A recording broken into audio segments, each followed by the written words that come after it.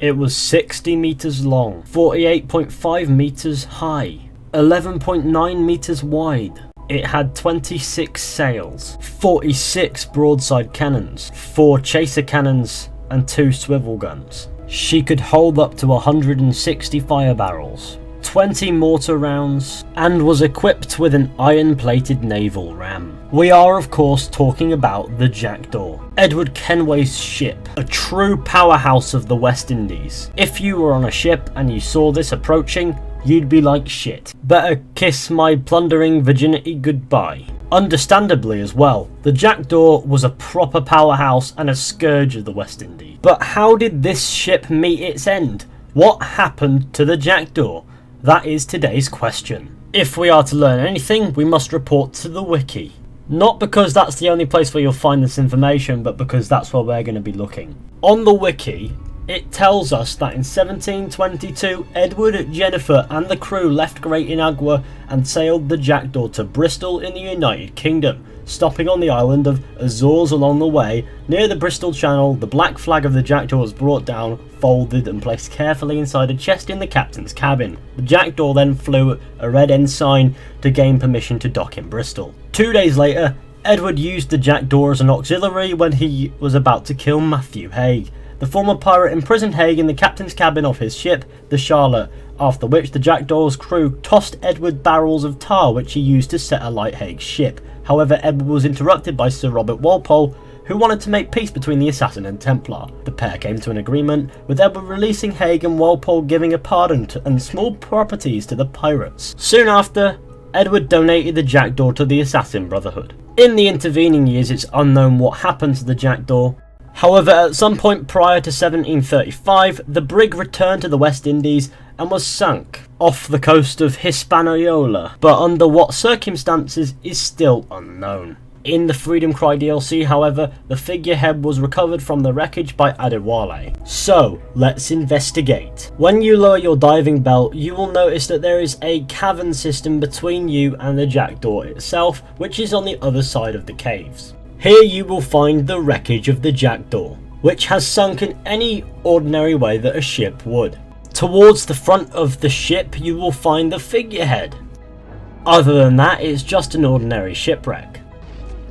And just like other shipwrecks, sharks are assholes. If you look around at the surroundings, it seems to be the case that the Jackdaw has sunk in a trench. However, towards the surface, from experience while sailing around in the Experto Crede, you can tell that the sea is completely clear and there's no obstruction there of anything that can sink a ship. So the most likely scenario here is that the Jackdaw was sunk by another ship. Right, let's take a breather here. The Jackdaw was OP as shit. How could any ordinary ship hope to sink it? We, as the player, have cut through schooners, brigs, frigates and men-of-war, and with maximum upgrades we did that with relative ease. So, how did the Jackdaw get sunk? Unless it was smashed to pieces by an even more powerful ship than it, which isn't standard for regular ships. It's important to understand that considering that a ship is mostly wood, it would probably get quite rotted after a couple decades of sailing. As a result, the hull would be weaker and the ship wouldn't be able to sustain as much damage in combat. Also, it wasn't captained by anybody that we know as extraordinary like Edward Kenway or Adewale.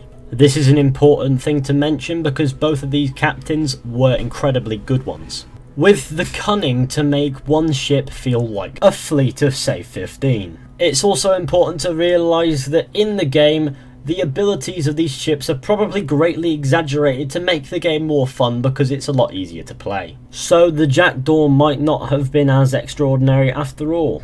But I know us as gamers can't take that and we're going to get mad and be like, no, the Jackdaw was a super powerful ship, it was the most powerful ever. Seamless! Relax. Regardless of whether or not the Jackdaw's abilities were exaggerated, it still would have been a bastard of an adversary to come across. So I reckon the Jackdaw probably wound up getting sunk by several ships as opposed to just one. Because just one would probably not be a problem and would be easy pickings for the Jackdaw. However, say if the Jackdaw got snuffed out due to its reputation. People knew how dangerous it would be and sent several men of war equipped with highly powerful mortars to defeat it, the Jackdaw would have been virtually a sitting duck. Because mortar fire from high-level men of war in Assassin's Creed 4 was perhaps some of the most crippling damage that could be done to you, even at high levels. So just imagine several men of war doing that to the Jackdaw at once. And please do bear in mind what I said about the hull probably not being as strong as it used to be.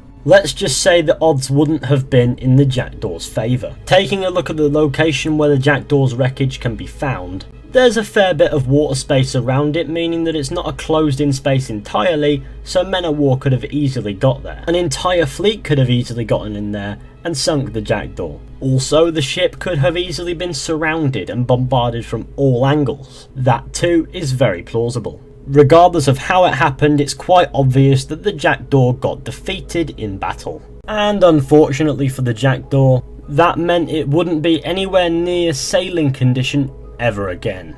And thus at some point before the year 1735 the Jackdaw was sunk. In the year 1735 it was discovered and explored by Adewale, which just so happened to be the same year that the captain of the ship, Edward Kame, was killed.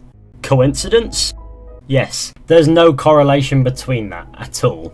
All that matters is the Jackdaw met something of a sticky or wet end before the year 1735, which probably occurred as a result of a naval battle. And considering the power of the Jackdaw, it must have been rather one-sided, meaning the Jackdaw must have been up against at least several other men of war, if not a massive fleet. Considering its wreckage's surroundings, this is possible. And as I mentioned before, it could have been surrounded and bombarded from all sides. But what exactly happened to sink the Jackdaw is still unknown. But all that matters is that we know what became of the beautiful Jackdaw. All I have to say is I spent ages upgrading that ship and I did not do it for it to sink. I feel like I have failed.